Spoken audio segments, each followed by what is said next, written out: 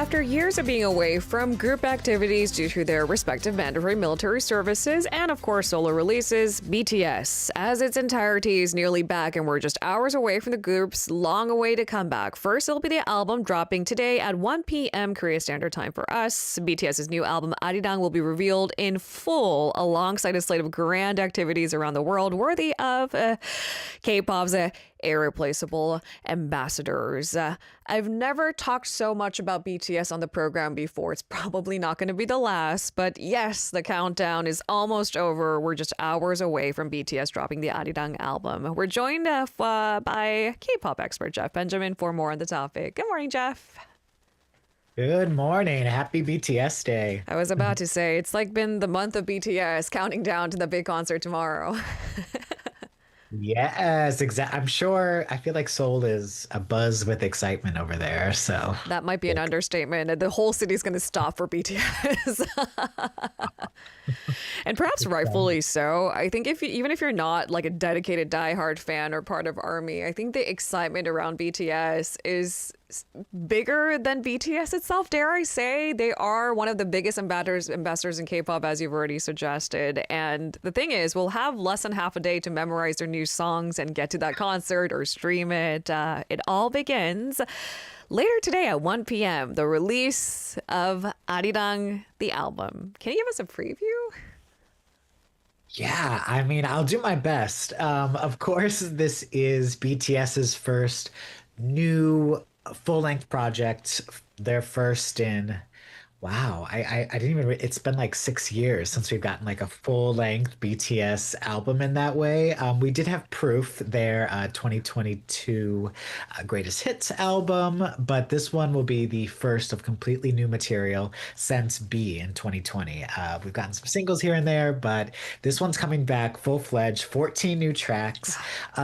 With a real focus, it seems like, on really bridging that, K-pop styles, those sentiments of Korea, but also really going global in that way. They have people like Ryan Tedder of One Republic, Diplo, Mike Will Made It, Tizo Touchdown, so many like global collaborators in that way, while also making sure that the guys are definitely involved themselves. They have longtime collaborators like P Dog there, who's been with them since debut. So there's a real mix of different styles and sounds, all coming in just a few hours. I think I'm blown away by the commitment of 14 new songs, because what band puts out a full-length album of this size and this scale? And the collaborations alone gets me excited. Speaking of which, BTS Netflix collaboration is probably a first for Netflix to stream something so grandiose. In fact, there's also a documentary that they're partnering up for. We talked about it briefly in the first hour, but this is a dated example. Netflix is not too big on giving out the deals that they've struck with, boy bands and girl groups and big pop acts. But in 2019, Beyonce signed a multi-million-dollar deal with Netflix to make documentaries and projects. That was worth $60 million. But mind you, 2019 was 7 years ago. So how big of a deal BTS has struck with Netflix, we have no idea. But we could imagine. Yeah, and I think it's really bold if you think about it Yeah. to come back in this way, right? This isn't like a pre-taped, sort of thing where they could kind of do different takes. They're going live from the middle of Seoul after really not performing with each other for years. They are saying like, we're gonna do this, we're doing it together. It's gonna be live on a platform like Netflix, which is, arguably even bigger for the K-pop audience in the wake of K-pop Demon Hunters and everything. So it's super, super bold, I think, to come out with this. And while maybe it was like, we would expect something huge from BTS like this, I think just even like what's being, the impotence on just how important this moment could be for them is just kind of hard to overstate. I mean, the whole idea of go big or go home, now I'm just floored every single time that Blackpink does anything, BTS does anything. But you're absolutely right to say the risk inherent with a live show of this scale. They're literally coming out of the palace grounds and they're stopping traffic for one of the busiest streets, I think, in all of Seoul. And not only is Seoul City catering to the BTS comeback, you're right. The amount of work that goes into putting together this performance, and we've talked about this before, who's involved. There are rumors of those who are behind the halftime show of the NFL. They might be involved. So the scale of it is huge.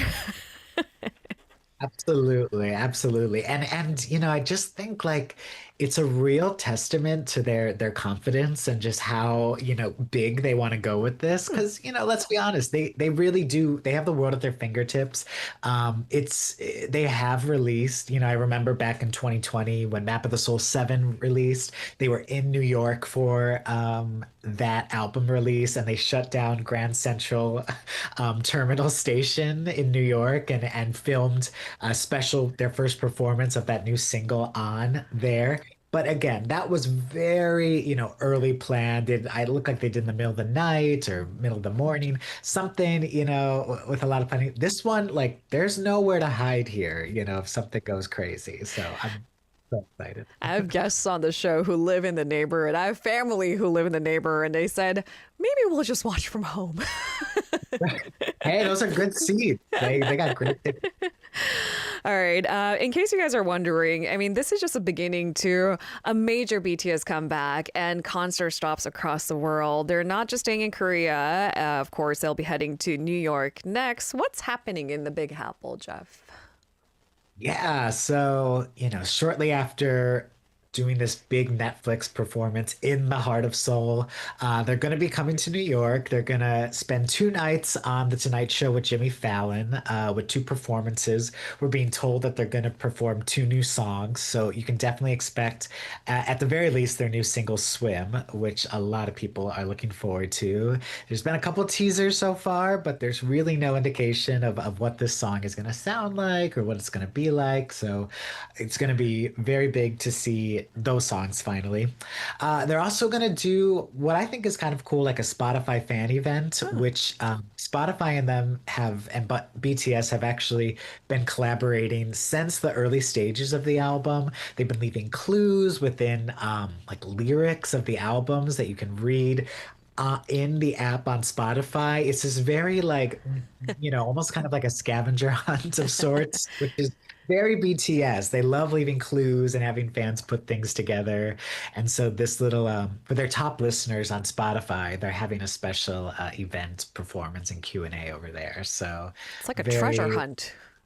yes, exactly, exactly. So it's gonna be a fun start, and to me, it just seems like there's a lot of like good energy coming out of these Mm, promotions. They're probably gonna be going on different radio stations, things like that. mm. But once they break out of Korea, it seems like all bets are off on where we'll see them next. You know what's so interesting to me is that not too long ago, and frankly, for some boy bands and girl groups, I think it's still true in the K-pop industry, that whole 7-year curse after the contract ends. It's really difficult to keep the careers afloat, or at least the way it was originally designed with all members present. But look at BTS now. I mean, they're coming together after their mandatory military service. Who knew that this was plausible? It's true. Do you know BTS as a group become teenagers in June this year? They will be together 13 years, which is kind of wild to think about a boy band, hitting the teens, right? Because Absolutely. just doesn't really happen. But they've done such a good job, I think, even in that period of keeping fans informed, updated with, the solo releases, even music and content while they were on a break. The world, as much as it seemed like a break, as much as it was a break, didn't fully seem like a break. Do you know what I mean? Absolutely. And that is the PR marketing genius of those behind not just BTS as a group, but it seems their solo activities kept us engaged and excited. And if not for a social media connection, I don't know what BTS does best. So All right, so BTS will still be going on their Arirang World Tour, Jeff. That's expected to last until 2027, so they're busy. What do we know about it so far? I know a lot is kept under wraps, so you really got to dig to get any piece of information.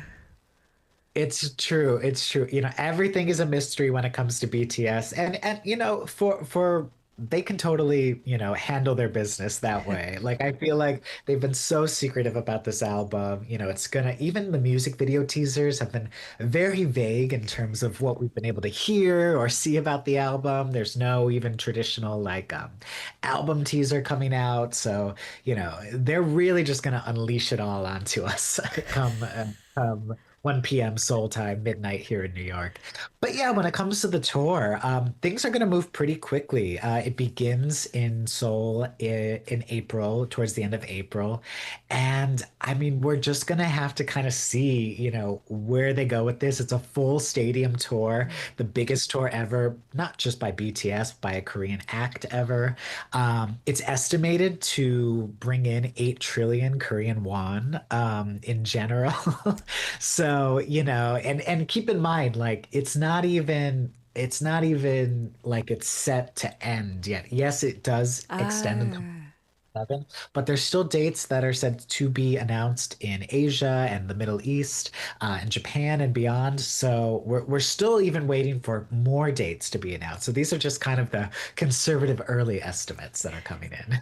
Highly likely they'll add more dates and more venues as the concert tours across not just Asia, but across the world. So this is really exciting for BTS fans who have long awaited for, I guess, them to fly to their cities or at least close by because it turns out a lot of BTS fans are willing to go across many borders to BTS up close.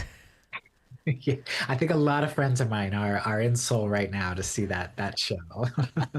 What brave souls.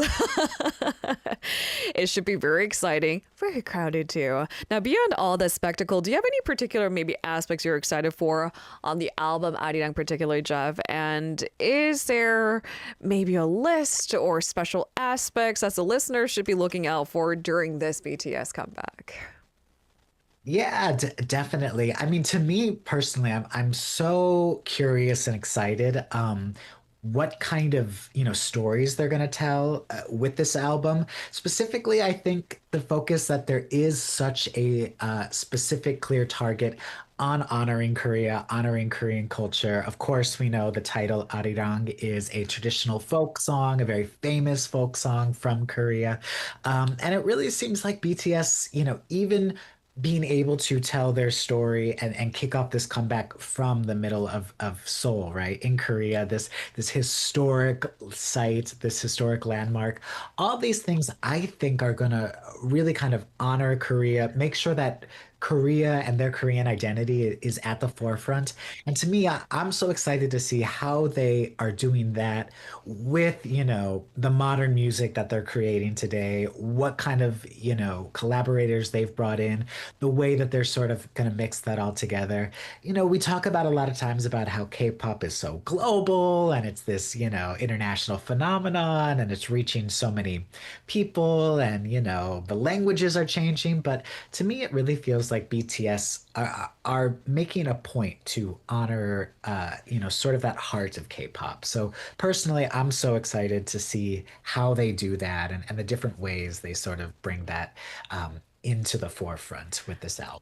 I'm so glad that there is even a demand for that, right? What is most traditional and most rooted? People are curious. Not entirely, but thanks to, in part, K-pop Demon Hunters. Right. And again, it's like, even BTS, they weren't even like the first big, global breakout, but everything builds on top of each other. And like having BTS come back after all the work they've done and other people have done, now it's almost like sky's the limit and like the solar system's the, limit. Or I don't how much higher can you get? It's just gonna be really explosive and exciting. So I hope everyone's ready. It just sounds like to be a good time to be a K-pop columnist, Jeff.